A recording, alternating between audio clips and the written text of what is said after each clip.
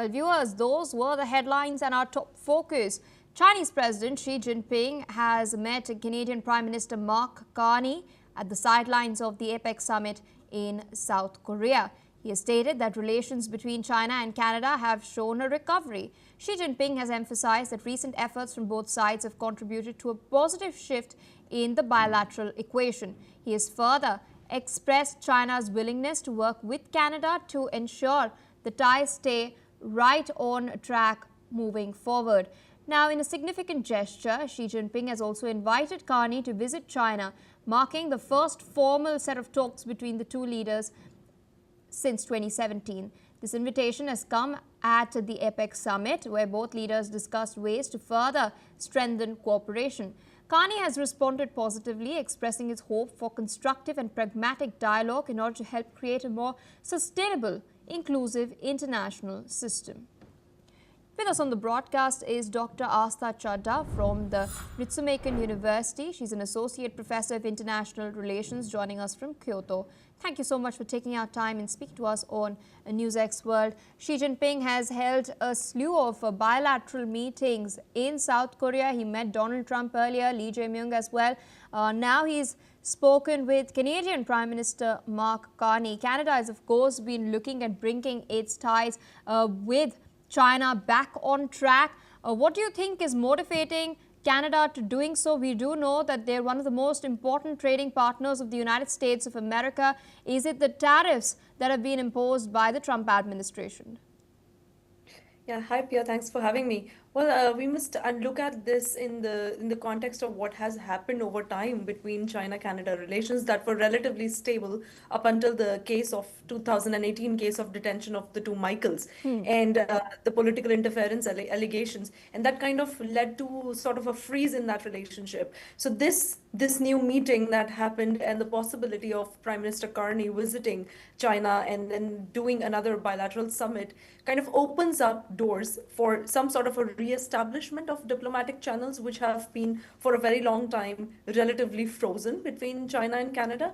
And look at it from Canadian side, they are looking for a very constructive and pragmatic dialogue. And definitely there is that angle of high tariffs, because as we know that there have been high tariffs on by United States on most of their trading partners, but so are some tariffs between China and Canada. And so the hope here is that Canada could find some sort of a release or relief from those kind of tariffs, Although if we read into the statements by Prime Minister Carney, he's kind of tempered those expectations a bit for any sort of immediate relief, but he has definitely suggested that the broader discussion is on the table. Indeed, you've spoken about what's happening domestically within Canada as well. There were reports of Chinese police stations operating within Canada. There were, of course, allegations made of election interference as well, investigations being carried out by the CSIS as far as this is concerned.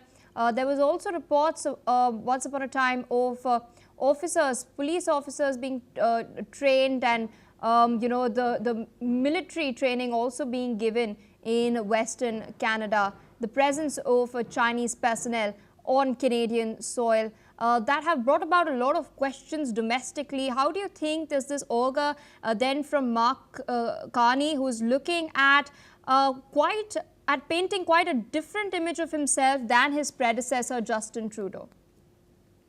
Yes, I mean, very important that you brought up this issue of security, because for Canada, this whole issue with regard to Chinese surveillance tactics have been quite prevalent in their domestic politics, and there are, of course, implications of that for how they conduct their elections and how much interference they can tolerate from the outside. And if you look at the predecessors of Prime Minister Carney, they've time and again sort of emphasized that Canada is going to, make use of this eyes wide open policy, which means they still have concerns over foreign interference on Canadian soil, as well as issues of human rights. But I see this current administration, and in some measures, they're going to continue that policy because they are going to remain very vigilant what happens on their soil.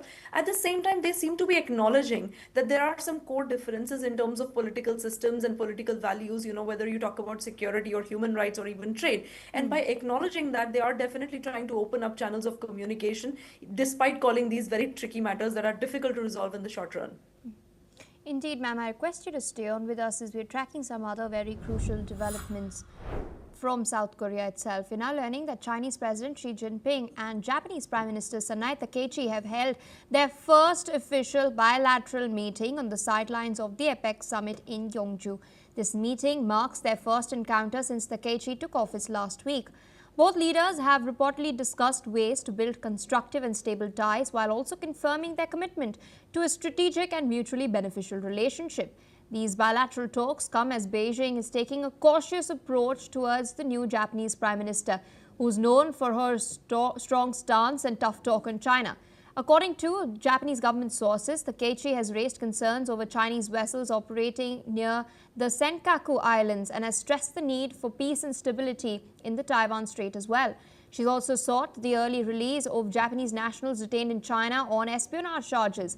Earlier this week, while holding a telephonic conversation with the Japanese counterpart, Chinese Foreign Minister Wang Yi had emphasized that issues of China-Japan history and Taiwan remain central to trust between Beijing and Tokyo.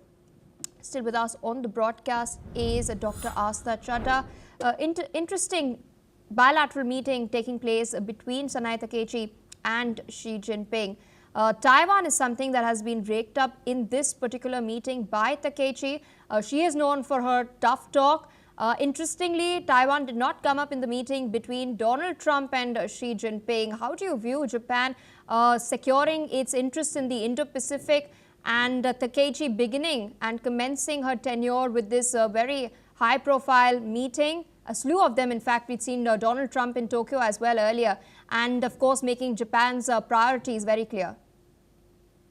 Yes, absolutely. I mean, this meeting should be looked at exactly how it is. I mean, they are both, both on both sides, China and Japan are trying to establish a constructive, stable bilateral dialogue.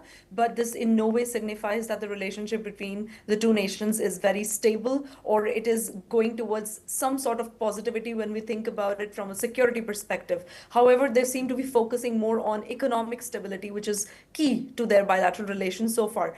As far as the Taiwan question is concerned, it of course did not come up between the meetings between President Xi and President Trump. However, for Japan, Taiwan question remains quite important because, as you earlier mentioned, the Senkaku or the Diaoyu Islands dispute between China and Japan remains kind of the center of friction. So to bring it up kind of highlights how Japan has historically and even at present been very concerned with Chinese maritime activities near the islands that Japan currently administers. So any discussion regarding Taiwan does come up because if you look at it geographically, Taiwan is very close to those islands that Japan claims and China sort of contests. So any of those equations between China and Japan that have existed in the past, they are very difficult to change unless there is some sort of a dispute resolution over Senkaku Islands. And because that is not something that either of the parties are foreseeing, and that doesn't seem to be even on the agenda to sort of resolve that conflict, we'll continue to see in some measure a very deep-seated difference over territory, history, Taiwan on both sides. Indeed, and speaking of the larger geopolitical and geoeconomic game, Japan cannot ignore its geographic reality, its proximity to China. At the same time, there were investments that Tokyo had announced amounting to more than 500 billion US dollars in the United States of America. Shipbuilding is something that was looked into, as well as artificial intelligence. Amidst all of this, how do you think then Japan can balance its alliance with the United States on one hand, which under the Trump administration is demanding quite a lot, and its concerns, its very practical concerns, security issues with China?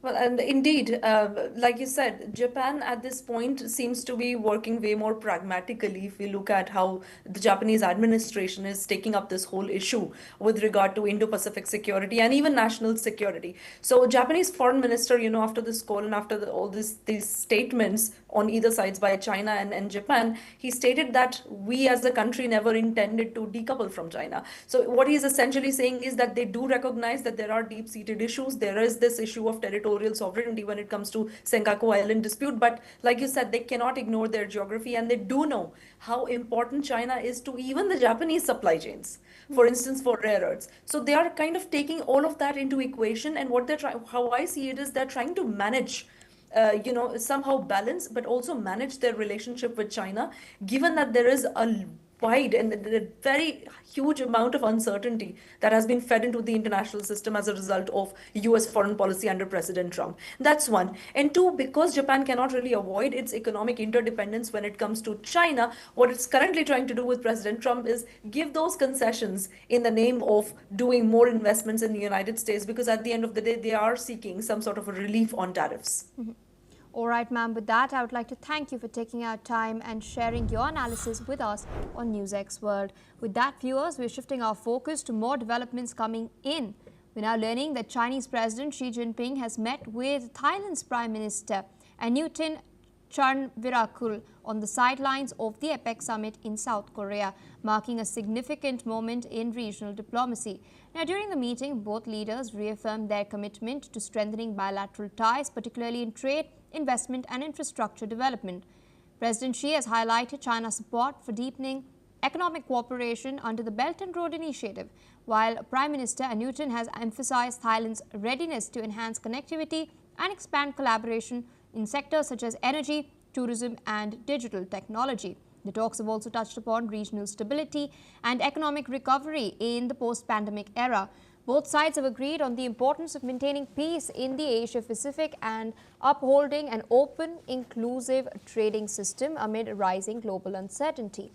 This meeting, of course, comes amidst the growing partnership between both countries as they look to play a greater role in shaping the region's economic and strategic landscape.